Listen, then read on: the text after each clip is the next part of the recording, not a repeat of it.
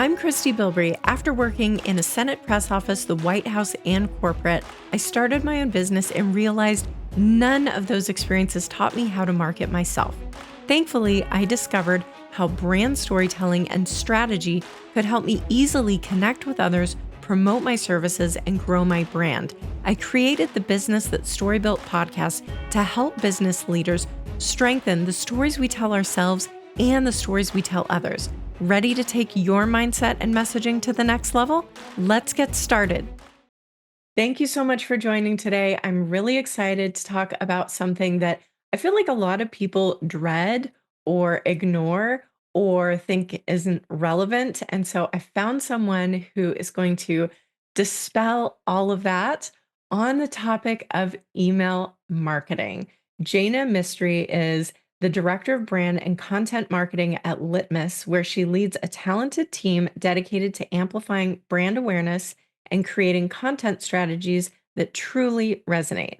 An email geek at heart with over 15 years of experience, Jaina is passionate about humanizing content to foster authentic connections and giving brands a unique voice that stands out.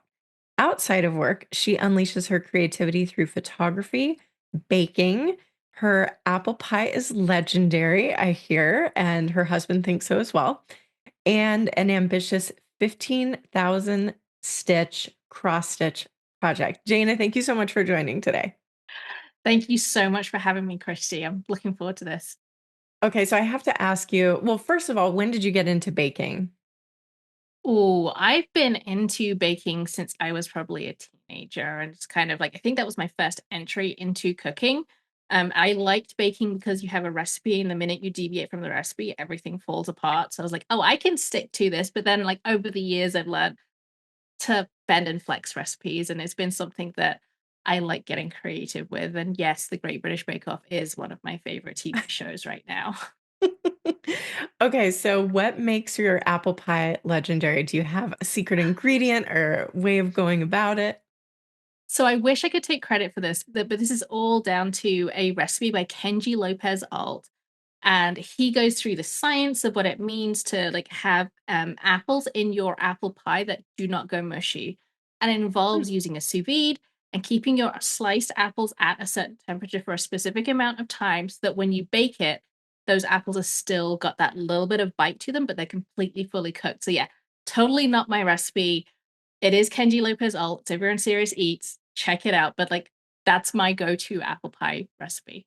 I love that. So we're basic when this comes out, we will definitely be in holiday season full blown. What's your favorite thing to bake at the holidays? Oh, so the apple pie is definitely one of them. There's another thing that I'm actually cooking for Thanksgiving. It's a thumbprint cookie. Again, it's not a recipe that I came up with myself, but it's I can't remember actually who wrote this recipe, but it takes forever to create. There are so many different components. There's like a frangipane, there's a cookie base, there are some nuts you have to bake, and it's a process, but it's one of those ones where the process is really, really worth it. And you get these crumbly, pecan cookies that have a touch of coffee to them. You could literally eat the whole tray of them, which you definitely shouldn't because of the amount Wow. of butter that's in them.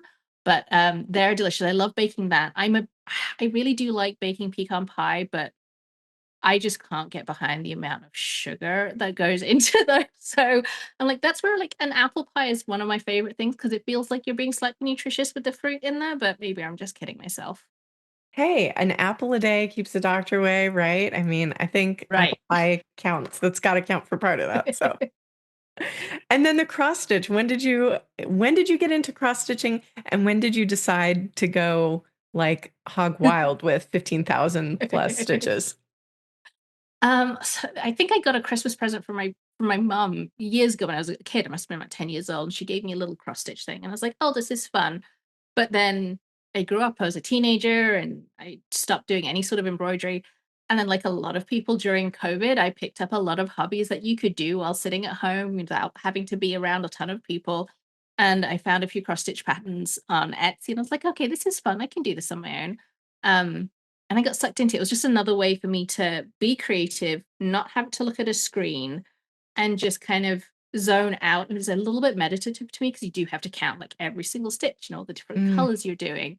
So I think it was last year we'd actually framed all of the cross stitch patterns that I'd done previously, and they were on the walls. And I was looking them on the walls. It's like, oh, I need to fill more of this house with more cross stitch patterns. So I again went on Etsy and I found a pattern for Nighthawks by Edward Hopper. It's a beautiful painting. I love the painting. Encourage everyone to look it up. It's a very kind of like a little bit of a gothic-y feel to it. And I found a pattern and I bought it. And it was only after I bought it I realized how big it was. And I was like, all right, I'm committing to this. This is what I'm doing. And I think it's probably going to take me months and months to complete. But again, super meditative. I just sit there, I have something on in the background, I can listen to it, and I just stitch away. And I haven't missed a stitch yet, fingers crossed. I love that. I love that. That is like a little hidden talent there. That's so cool. And Janie, you have such a cool story. You've kind of lived all over. Share a little bit about your background and kind of how you came to be where you are. Yeah, so I am currently in Phoenix, Arizona, but as my accent betrays me, I'm definitely not from Phoenix, Arizona. I originally came from, I was born and bred a Londoner, and I went to school there, I went to college there. I actually went to university to do computer science. For the longest time, I was like, I'm gonna do computer science, I'm gonna be an IT consultant, I'm gonna work in the office, and I'm gonna do consultant things. I had no idea what any of that really meant, but I just knew I was going to do that. But then after graduating from university, I landed a great job at a consultancy firm, and I did that for a couple of years. It's like, this is kind of not really where I want to be. So I thought, okay, I learned a little smidge of programming while I was in university. Let me try and see if I can be a programmer. I failed at that so hard. I did not know what I was getting myself into. And 6 months of trying to be a programmer, I realized I'm really not a programmer at all. And it was only then that I kind of had like a little bit of an awakening. I was like, what do I really want to do? And I know I wanted to do something super creative. I really wanted to stick with being somewhat creative, but I had a technical mind to me as well. And I remember, this is gonna be a little bit embarrassing, but I'm gonna say it anyway. Back when I was a teenager, like, I want to learn how to do computers, and my brain for that meant how to create websites. So I created a Buffy and Angel fan site when I was a teenager. I was like, must have been like 14 or 15 years old. I I love it. created a fan site, and yeah, it was learn everything from scratch. I wasn't completely self-taught. I used Microsoft Front Page to develop the HTML. I even used Flash for animations, and there is probably some versions of those websites still sticking around in the Wayback Machine.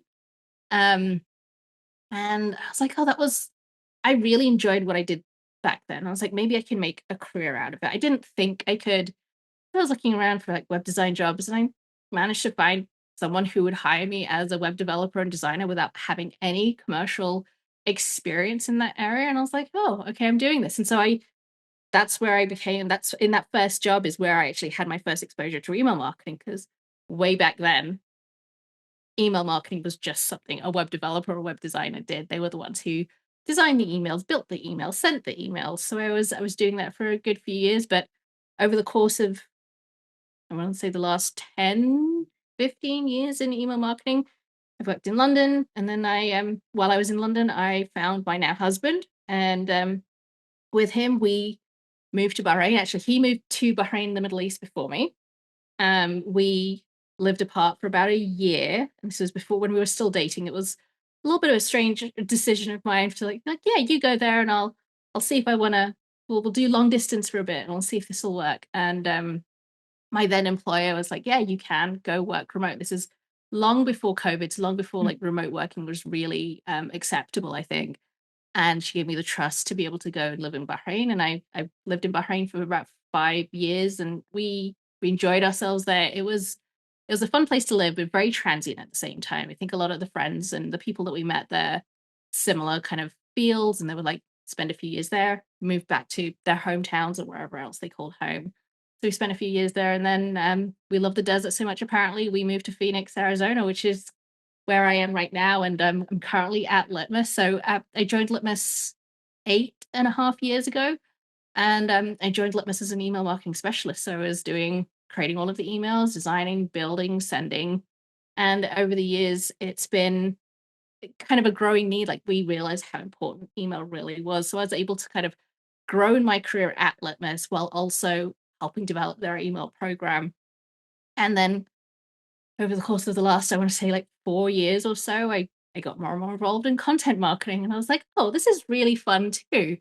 And really interesting. It ties in really well to what email marketing really is about too. So I was like, okay, I think I like this. And so the last 2 years, I really officially took over content marketing.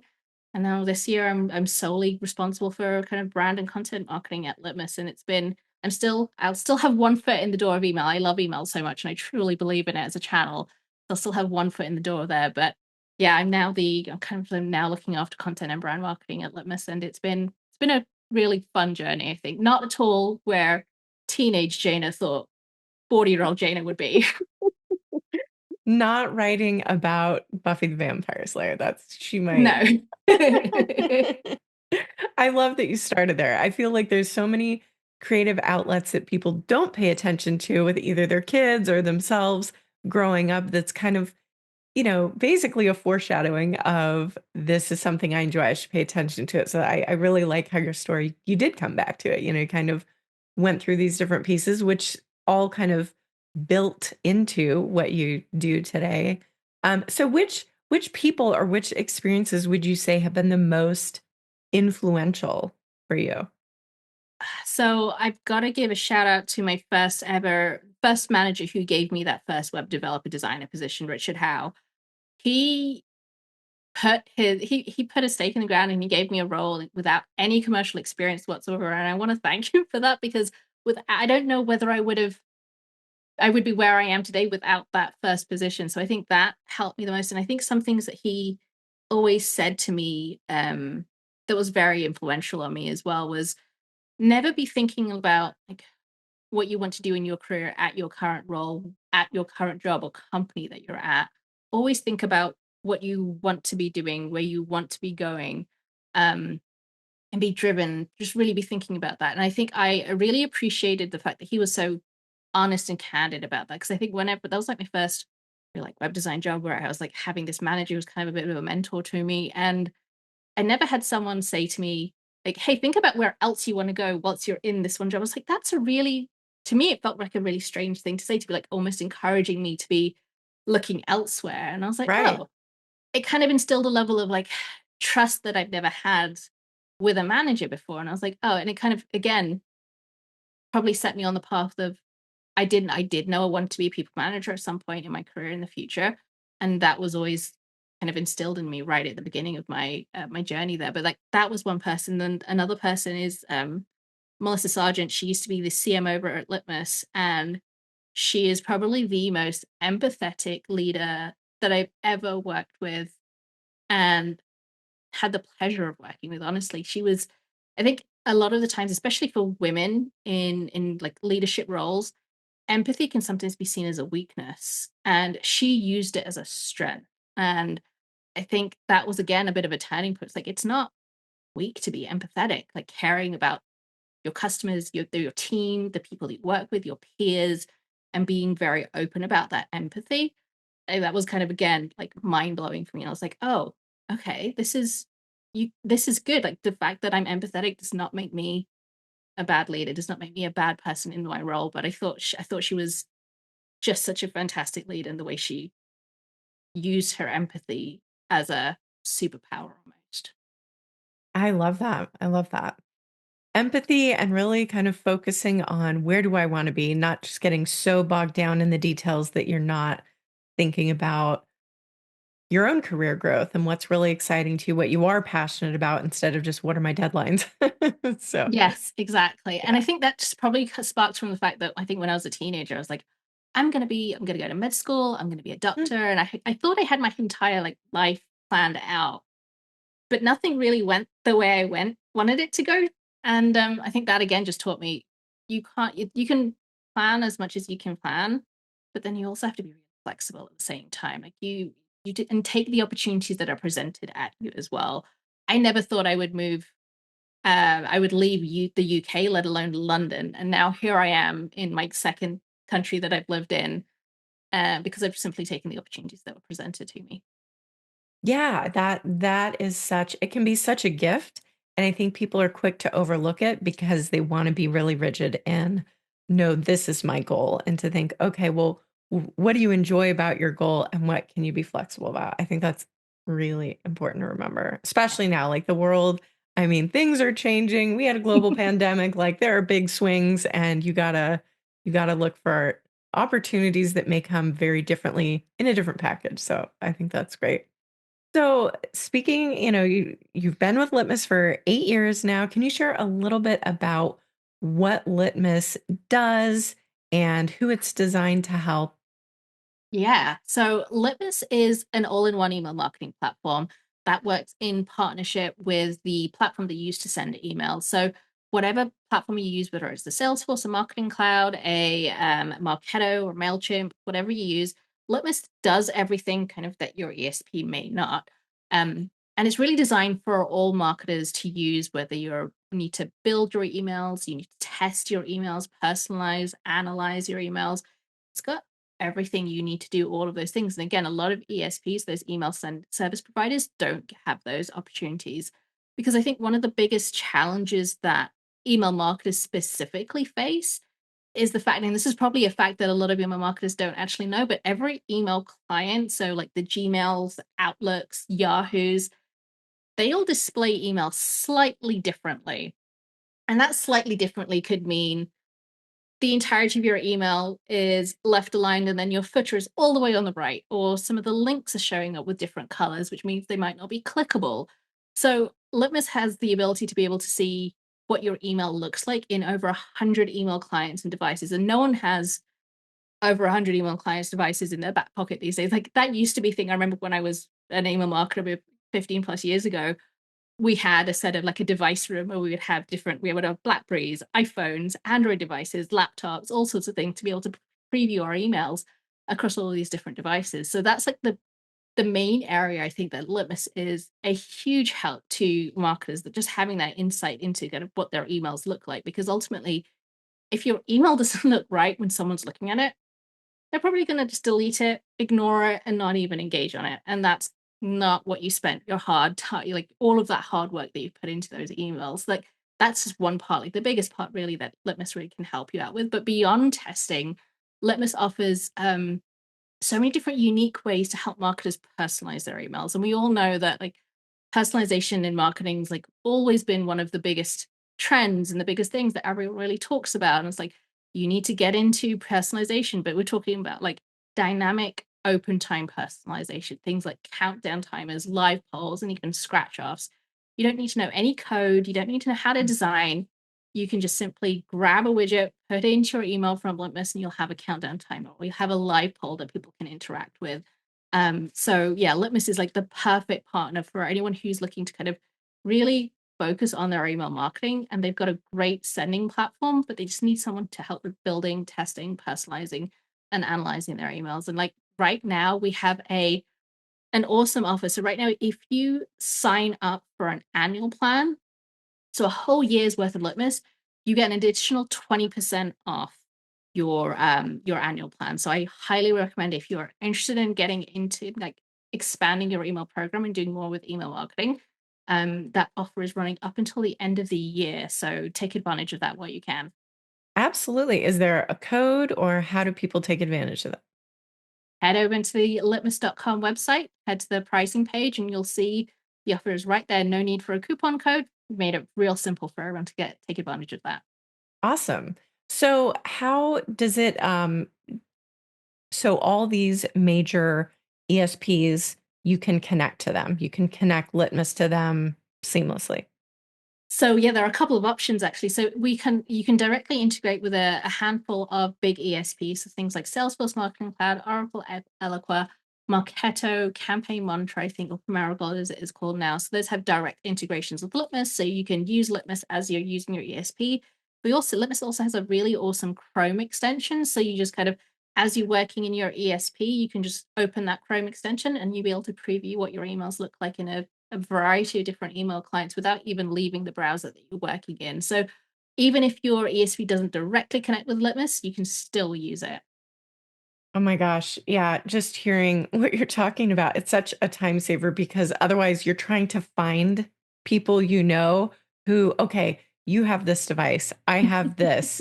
You're on Yahoo, you're on, and it's like, why does this look so microscopic on mine and it looks giant on yours? So that's that. And I just remember like years ago running a course and doing a launch and having to find an external third party just for the countdown timer and then getting that to look the way, I mean, like all these things are um like these can be huge headaches when people are trying to do these, especially if they're trying to do them consistently, but really ever. And so that's I love that. I love that. That's really cool that it's doing all that legwork for you. I could never live with it. I couldn't live without Litmus. I think in one of my previous roles, I may have even, it was at a startup, and they're like, we really want you to come on board. And I was like, I will. And I think it was managing their email program. They didn't have an email program at all. And I was like, I know if I don't have Litmus, I'm not going to be able to make this a success. So please make sure I can use Litmus. And they're like, yes, we'll make sure that you can use that. So yeah, it's always been like a crucial tool for me as an email marketer for as long as I can remember, even before I worked at Litmus. Well, let's talk about so when it comes to the world of email marketing and content marketing, what are the trends? What is going on right now that people should be mindful of? I think the one that's probably top of mind because it's shoved in our faces constantly is AI.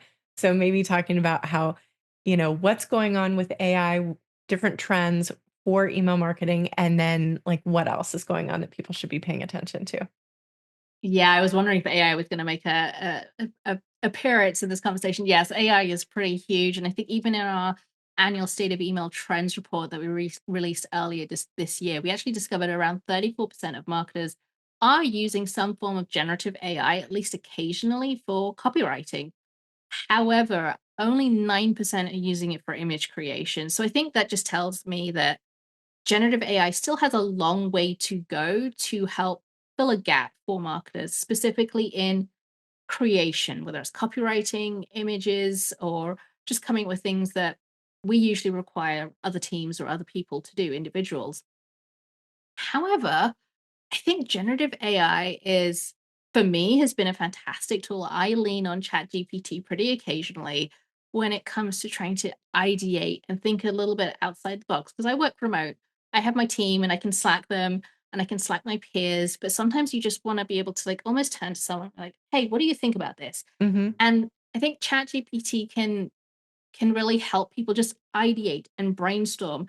And even if the ideas are bad, when you see a bad idea, you're like, "Oh, no, I definitely do not like that line of copy. That's terrible. I know I'm not gonna use that." So even if it comes up with bad ideas, it still gives you a general direction of where you can go. So I think generative AI still has a long way to go to gain trust among marketers, to gain trust among even consumers. I think there's still like a big hesitancy around how AI is used, what data it's using, what it's capturing, is what it's capturing actually factually correct and what it's presenting to you. So I think it has a long way to go in terms of trust, but it can be very helpful when you're really stuck and you're trying to write some email copy or a landing page copy. Like, does this headline sound remotely right? And I think one of the challenges with generative AI, especially things like ChatGPT, is being able to ask it the right questions and prompts to be able to get to what you really want it to do. And I think that's a skill that I would encourage marketers to um, try to work a little bit more and try to gain like a little bit more experience in, because I think it is going to be a tool that's going to be useful for marketers because it will save you time, but obviously still use your own brain and judgment and think, hey, sometimes it's not great to use it for word, but I think it's going to be a really good tool for people to use. And I think aside from AI, I think one of the biggest trends that I'm seeing out there is like a change in how consumers want to engage with brands and companies. And I think that's impacting email and content marketing. Consumers don't want to necessarily be sold to, it's probably primarily for B2B, but I would say it applies to B2C as well. But consumers want to be able to trust who they're buying from more and more nowadays. They want to be able to trust that people are sourcing goods from the right places. People want to be able to trust that the the prices that they're seeing are set fairly.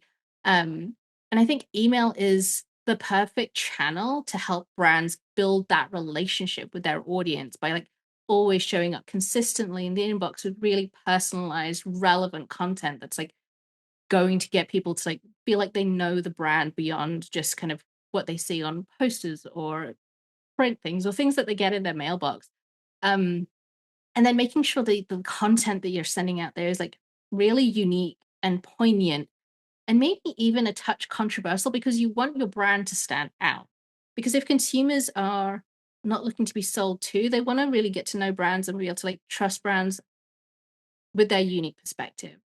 And again, so I think that's another trend that I'm seeing that marketers, email content marketers really need to be able to react to because consumers are changing a lot. They're also relying heavily on communities too. I mean, if I will go to Reddit every single time and like, hey, I need a new phone. What does Reddit think is the best Hmm. new phone right now? Or even as little as tea towels, like dishcloths for my kitchen. Like, what does Reddit think is the best? And so it's like there are so many things changing where there's a lot of mistrust with what like brands are putting out there because there's so people know that like what a brand is selling, they're going to sell what they believe is the best thing, but they want to hear from other people too. So I think changes in how consumers are interacting with brands is going to be a big trend that I'm seeing too. Yeah, I totally agree with that. In my house, my husband for, like purchases that we do for us, he's the king researcher and he loves Reddit. It's like there's, yes, we still look at Amazon a little bit, but so many of those are bought, those reviews. And so he's like, I just feel like I get real information from users. So for people who would say that email marketing is dead, email marketing is so 20 years ago, you know, first of all, I'd love to just know what you have to say in response to that. What is really a good way to use email and not to think of it as dead? Like, what do you think of the whole email marketing is dead? People who say that. So I would challenge people who say that to turn off their email marketing programs and see exactly what happens to their bottom line. Chances are they will not want to turn off a single one of their email programs because in the back of their mind they know exactly how effective email truly is. I think email's seen as like an old or aging technology or channel to use because it's been around for so long, but that's its strength. Like like how I wish I had the stats up here, but like how many people have email addresses? How Hmm. many people versus how many people have an Instagram account or how many people have a Facebook account? And every single one of those require you to have an email address. So to me, yeah, I do not believe email marketing is dead. For those people who say email marketing is dead, they're not doing email marketing. They're probably doing cold email and they're probably not really using email in the way that it should be used right now. But in terms of what I believe works well over email, like what sort of content, I love a good newsletter. I think, especially in B2B marketing right now, um, newsletters that are packed full of thought leadership content that has a unique perspective that can give someone an education or teach them something new or give them a new perspective that is not from a brand but is probably from like someone at the brand. That's a fantastic use of email. And I know a newsletter is a lot to commit to. You've got to decide on how much content, what sort of content, the cadence of it. But I would suggest like I think it's a very strong way of building relationships with your audience because if you can say commit to sending a newsletter out every single month, it's going to be from this person at your organization and they're going to be sharing their opinion on X, Y, and Z every single month. You're developing, and then every single month, you're developing a relationship with your audience consistently. You're always going up in the inbox, and you'll get to the point where people expect your brand to show up in the inbox every single month. You'll get people waiting for it. I don't think you get that a lot on social media channels. You don't get people really wait instead unless you're like a huge creator that has millions and millions of followers. Like that's not something that you can realistically achieve. And I think a newsletter is a fantastic thing for like anyone to do, even if you wanted to build your own personal brand. think about what unique perspective you have, and you will find an audience for that. And I think the other thing that email is great at is use it create for life cycle marketing. I think especially nowadays we're talking about like consumers buying habits change. K- Keeping in touch with consumers is hard through social media. Social media algorithms are changing constantly. Right now, I think a lot of the social media algorithms, the platforms themselves want you to stay within their ecosystem. So the minute you put a link on a LinkedIn post or a Facebook post, your post is automatically just shoved to the bottom of the list and it'll never appear to your audience because you put a link in there because you want people to go to your website. So you're at the whims of social media platforms' needs because they have their own business needs. But with email, you own that audience, you can control the cadence, you can kind of even like tell people when to expect your emails, and they will show up when you send them on like a Wednesday at 3 p.m. Eastern time. You can commit to that and you can get people to expect that. So I think, and even with life cycle emails, they're a fantastic way of, again, building a relationship up with your audience. You want Can you people to kind of, define that? Like define the life yes, cycle emails? Yeah. yeah. So life cycle, I'm talking about kind of the full life cycle. So going from all the way from generating awareness for your brand or your business, right at the beginning when someone's maybe visited your website, they've said, yes, I want to receive emails from you. Or they visited your social site and you've got a subscription for your emails from your company there. That's kind of a level of awareness. You've kind of hooked someone in. And then email can do the job of kind of teaching your audience, whoever subscribed, about your brand, what services you provide, how you can help them, provide them with thought leadership throughout their journey from becoming like aware of your brand, considering your brand, deciding on like actually purchasing services from your company or purchasing products from them. And you can automate that entire journey really like by you do have to spend some time listening and understanding the touch points or the kind of the moments that happen that will take someone from awareness consideration, for example, and like really understanding when that can happen for you in that life cycle because it'll be completely different depending on which brand or business but what vertical you're in and what your consumers buying habits are. But you can kind of use emails throughout that entire journey, even through like maybe someone's kind of not trusting you or like has a kind of like phased out of your brand, they no longer buy from you. You can use email as a win back opportunity, right? At like the bottom end of the journey to get them back into your life cycle. So you can kind of say, hey, you haven't purchased from us in a long time. Why don't you? We've got these great offers and try and wing them back with that. So I think there's an opportunity for email to be used throughout that life cycle that no other channel really has been able to do. Yeah, yeah, I like that because you don't control the whims of social media. And I think social media is also, I see it as very snackable. People want something quick that they can digest. And I feel like email is a little bit more of that medium. It's not an hour-long podcast, right? But it's kind of that medium where you can get into, okay, maybe we touched on this in social, and maybe it's something you're interested in. We're going to explore this a little bit more, but it's still digestible. You don't have to carve out a huge amount of time to commit to it, but it does help really develop that, oh, this person is an expert. There's somebody I can come to trust to tell me how this works, what this means, what I should be thinking about. So, yeah, it's kind of like that middle size, I feel like. Yes, email is great, is perfectly positioned to just kind of keep your brand aware, keep yourself, your brand aware to your audience. Like, especially if you're consistently showing up in the inbox, you're always providing great content. And by consistently showing up in the inbox, I don't mean someone has to open your email for that, like for you to feel for that email to be valuable. You could simply show up in the inbox every single day. And someone sees like your sender name in there, it's like, oh, they sent me an email. You kind of read the subject line. That subject line might not get them to open it, but it might get them to open another email that you send another day or the next week or the next month. I mean, that happened to me when I was I was like, oh God, my wardrobe, post-COVID, my wardrobe was so bad. Sweatpants and just t-shirts and just all the comfy clothes. Like, I need actual clothes. And being an email marketer, I've subscribed to hundreds and hundreds of brands' emails. And I remember there was one brand that really consistently showed up my email every single time, and like the emails look great. It's like, oh, I remembered that. It's like, oh, yeah, they have some really good pants and some really good tops, and the prices are great. I'm gonna go, and I bought hundreds of dollars worth of clothes from them. But I think I subscribed to them maybe 5 to 6 years ago, and they still showed up in my mailbox. I hadn't made a single purchase, Hmm. but they just showed up consistently.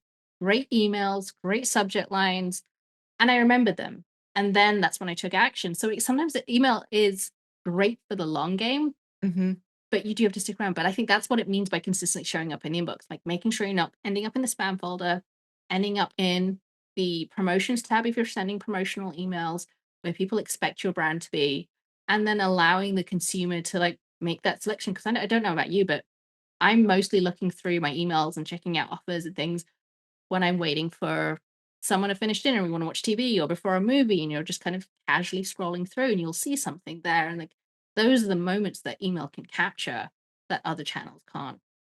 Yeah, and it is that reminder, oh, this is the person who I can go to for this. It keeps top of mind, but it does give more depth. So, yeah, that's um and it does have a really high conversion rate. I mean, it really does. Yes. Yes. I think we had a stat out there. Email has a 36 to 1 email ROI. So that's a return Mm. on our investment, which is huge. I don't think any other channel can offer that right now. Right. So it's worthwhile to send email.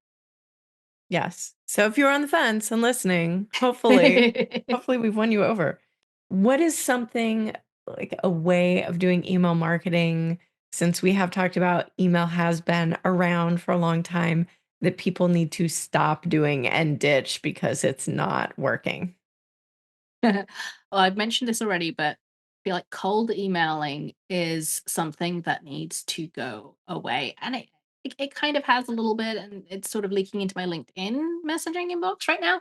But I feel like cold emailing is one of those habits because you're starting your relationship off with your recipient on the back foot. You don't have that trust, but you've already like entered their inbox and you don't know that recipient doesn't know how you've got their email address. You're suddenly in there. You're presuming to know some things about it. I've read some pretty poorly written cold emails that try to use something that I've written on LinkedIn to try and hook into whatever product or platform that they're selling. But you're you're starting your relationship off with that recipient on the in the worst possible way. And like I said before, consumers are do not want to be sold to, whether they're in B2B or B2C right now. They want to do their own research. They want to be able to find what they want, and they will make that decision for themselves by asking the communities out there, by polling forums, by seeing what other people are saying. So I feel like cold sales emails is definitely something that we need to toss away. And the other one is first name personalization. I think first name personalization was great way back when. I remember I was even like starstruck by it. Like when I would see an email in the subject line and be like, "Hey Jane," I was like, "Oh, how do they do that?" Um, and I was like, "Oh, that's amazing." And it would get you hooked in, but it's everyone has been doing it for decades. Everyone has seen it. And unless it's like we've also had this happen to us, like unless your data is really, really clean, sometimes that first name that gets pulled in is incorrect, it's not relevant, and that can really hurt your email program. Someone might mark you as spam pretty much immediately, delete you. So unless you're really, really confident in knowing your data, first name personalization is really, really low stakes when it comes to personalization. I think there have been studies out there that have even said that if you use first name personalization in your subject line and then don't follow it through into your email, that can have a detrimental impact on your email too. So think about personalization in a different way. So I'm talking about, like I said, live polls, countdown timers, sentiment trackers, or even thinking about other data that you could use in your email. I think I've seen a few brands out there. They're in the B2B space. They're trying to talk to me from perspective of knowing that I work at Litmus. They'll use the company name as part of their personalization. And that has stood out to me. I was like, Hmm. oh, they know that I work at Litmus and they want to make sure that they want to like get Litmus on board with their services. So it's kind of using company name is a different way depending on the goal of your email and the audience that you're speaking to. So I think yeah, first name personalization has had its day. It's time to think a little bit beyond that. That's really smart, and I like the, including the business if you're writing to a brand, something that, hopefully you're not getting that wrong. Hopefully you're getting that part right. Yes. What about, just kind of scaling back beyond even email marketing and just what do CEOs, founders, marketing leaders need to really be focusing on going into 2025 when it comes to branding and just kind of content marketing overall? What are things that, again, stop doing this? This is where people are. This is what they expect, and maybe an example.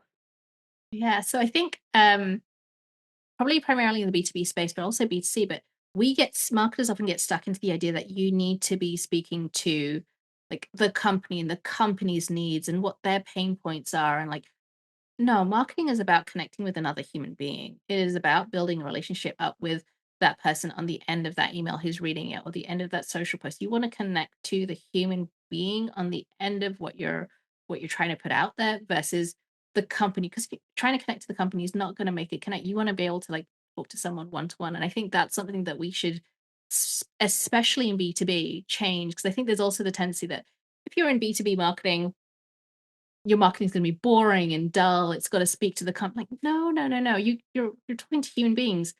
Speak to them like human beings. Don't use stuffy language. Talk to people like as you would conversationally. Use conversational language. Use funny language. Be a little bit risque out there and put something out that's a little bit funny, because that's going to make your organization and your brands and your emails and your social posts really stand out by using funny language, by using something that connects with a human being who's reading it. So I think that's one thing that is absolutely should shift in 2025, remembering that you're marketing to other humans, not other baseless organizations, for sure. Yes. um and then kind of off the back of that, I think again, it's a shift that we're seeing across social media too, but people don't want to connect with necessarily with other brands on social media. They want to connect with people and the people at the brands. So find your internal champions, the ones who are already probably trying to kind of create their own personal brand on social media, and elevate them as part of your brand, because when people see their content, they will eventually hook it back to your brand or your company. So really find those internal champions and elevate them, help support them, help drive their kind of their want and needs to show up on social media. Because I think all of us, well, not all of us, some of us do have this need to kind of really drive their personal brand. And if you can find those champions, those are the people who can then be that human face of your organization versus your brand. Because I think also right now, LinkedIn will again deprioritize brands posts versus a person's, like an actual individual's post. So if you look at something that a brand posted and it's identical to something an individual's posted, the individual's post is going to be seen more often than the brand's post. So again, like, you kind of have to play to the whims of social media algorithms if you're wanting to go down this area. But again, I think people want to hear from people, and that's the same with newsletters too. I think once upon a time, used to be able to create a newsletter and send it from a brand. People used to read it. People want to read newsletters from people. So find someone at your brand who is willing to be the face of your newsletter and use their unique perspectives, use their uniqueness to drive interest in your brand from a newsletter perspective. So I think that's like another thing that I think is going to be so important in 2025. And then finally, I think we've sort of touched on it, but show up in communities and but do it super authentically. I'm on Reddit pretty much every single day. I'm in those marketing Reddits, those B2B Reddits, and you can see the people who are there who are just there to sell their own services and products. You want to show up in these communities authentically. You want to be a part of the community and wanting to kind of drive positive conversations, drive unique narratives.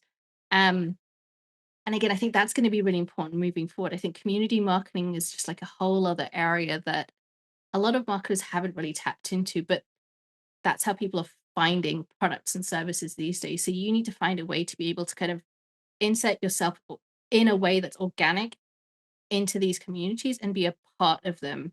And maybe even create your own community for your own brand or company too, whether that's through customer advocates or it's through your own internal community. But I think there's like, I think the idea of community and speaking to humans from like a human perspective is going to be critical for a lot of companies in the next year. Yeah, I think so too. And I think, just kind of we're talking about things that are fading and things to preserve. And I think it's that balance. It's kind of like you can look at cable news, you can look at media, you can look at all these pieces that it's like that's where everybody used to go. And so many people are going to Substack, TikTok. They're building these other communities to put their voices out there. But it's kind of like, well, you have to really pay attention because it's not just completely ditch the old, like you said, like email is still the best way to convert. There's people doing direct mail who are winning, like really winning, and you think, "Oh my gosh, that's so ancient." And so it's really thinking, how do we take the best of the new, the best of what's been around, and like you said, just find new ways to personalize it that don't feel fake, like they just, "Hi, insert first name here." Um, but really and I love talking about having someone own the newsletter, so it's not just from XYZ brand that feels totally faceless. And it's true. The newsletters that I'm in, where I know it's this person from this brand, kind of sharing their thoughts, opinions, experiences, and how that weaves into whatever point they're trying to make, those are the ones I want to pay attention to. They're really developing thought leadership in there, as well as in some of these other channels. So that's excellent advice. Do you have any other kind of final piece of advice for listeners today? I would say this is something that I've kind of learned over the course of my career is be curious, ask questions. That you will never know everything you need to know, whether in your personal life, whether in your work life. I think asking questions and coming up with really smart questions is such an important skill to have, and just being curious. Like there's no weakness in admitting, "Hey, I don't know anything about that. Could you tell me more?"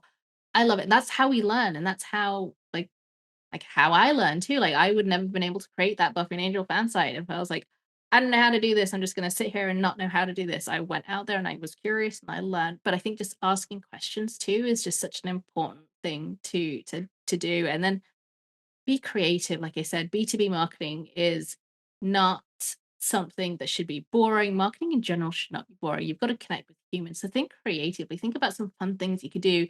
I was just listening to a podcast yesterday, and it was the content lead over at Zapier, and they ran a pickleball event for their customers as a way of like customers having some sort of connection with each other. And I was like, that's amazing. Which other brand has ever run a pickleball event for their customers? I thought that was super creative and super interesting. And she was talking about the fact that it's a way of connecting with people and getting people away from their screens. And it goes beyond having like a wine and dine session, which I think again a lot of people have tend to do in the past. But then it makes your brand really memorable because you've done something really fun and cool and creative. So again, like yeah, ask questions, be curious, and have fun and be creative with what you do. And you should definitely check out Jaina's LinkedIn if you want to learn more about how to be creative when it comes to email, the world of email marketing, and what's going on with Litmus. Is there anywhere else that you want people to connect with you? No, LinkedIn is absolutely the best place to find me. I used to be on other places, but turns out LinkedIn's the best place to be right now for me. I agree. I agree, especially in that world of B2B.